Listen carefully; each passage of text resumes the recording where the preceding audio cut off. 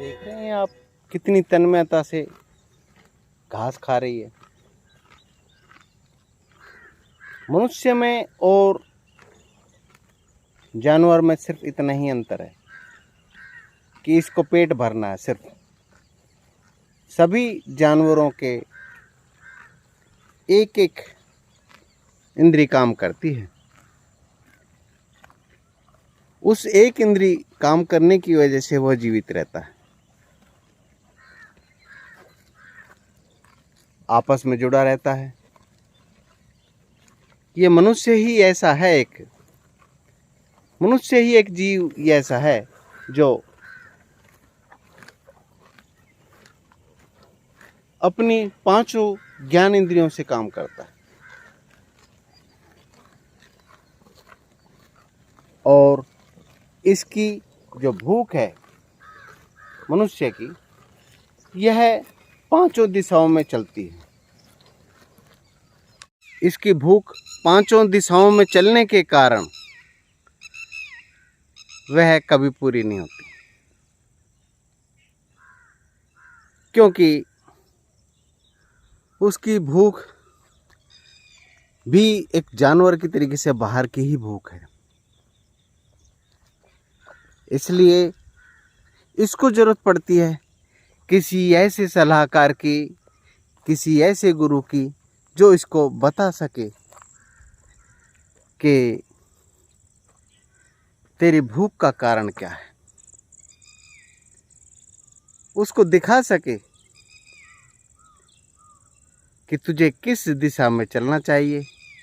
क्योंकि जन्म जन्मांतर से वह इसी प्रकार की भूख का पीछा करता हुआ भटक रहा है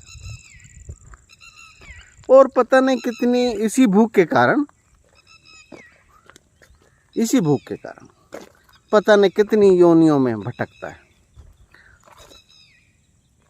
क्योंकि अंतिम समय में जो भूख उसको लगती है, उससे उसके संस्कार बनते हैं। जीवन भर जो उसके साथ रही, अंतिम समय भी उसके साथ ही जाती है। वह भूख संस्कार बोलते हैं उसे। वह संस्कार बन जाती है और फिर से वह शरीर छोड़ने के बाद दूसरे शरीर में यात्रा कर लेना, फिर से यह यात्रा शुरू कर देती है। यह यात्रा को खत्म करना ही मोक्ष है और मृत्यु भी बोलते हैं इसे। मोक्ष ही मृत्यु है। जी हाँ, शरीर तल पर जो मृत्यु घटित होती है वह मृत्यु नहीं है। भगवान कृष्ण ने कहा भी है कि मैं शस्त्रों से नहीं काटा जा सकता, मैं अग्नि से दग्ध नहीं किया जा सकता, मैं जल से भिगोया नहीं जा सकता। तो आत्मा का जो स्वरूप है वह जीव आत्मा के साथ मिलकर भटकता रहता है। जीव आत्मा अहंकार वश अपने आप को शरीर मान लेता है और इन पांच ज्ञानेंद्रियों से जो ज्ञान प्राप्त हो रहा है वह बाहर इकट्ठा करता चला जाता है। यह बाहर इकट्ठा करना उसका स्वभाव बन जाता है और बनना भी जरूरी है। कारण बहुत छोटा सा है। उसका भटकाव,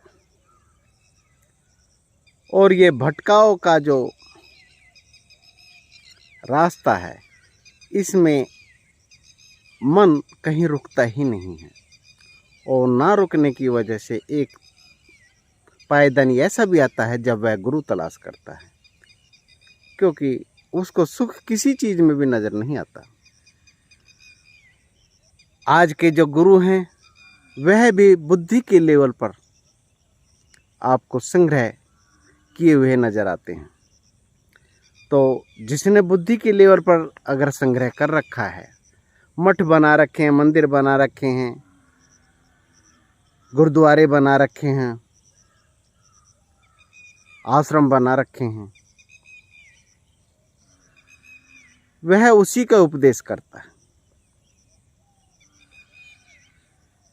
क्योंकि यह परंपरा जो चली आ रही थी वह हमारे खत्म हो गई जब 14 साल की अवस्था में, 7 साल की अवस्था में जनेऊ धारण किया जाता था, जनेऊ दिया जाता था और उसको संस्कार विधि बोलते थे। संस्कार किया गया।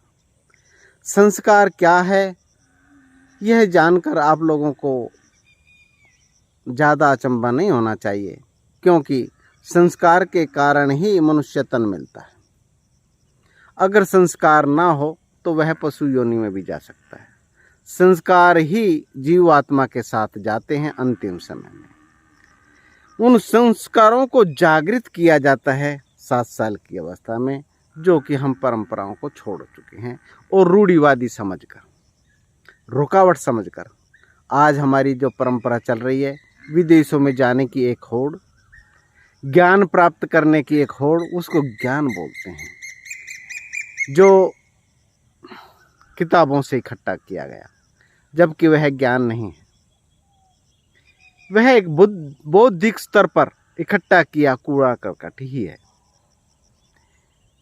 पत्थरों को उठाकर हम समझ लेते हैं यही कोहिनूर है, जबकि वो कोहिनूर नहीं है। क्योंकि आपने देखा होगा कोरोना काल में उन कंकड़ पत्थर की इकट्ठा किया हुआ ज्ञान आपको डराता रहा और मृत्यु के कागार पर ले जाकर खड़ा कर दिया। वह भी भयभीत करता है।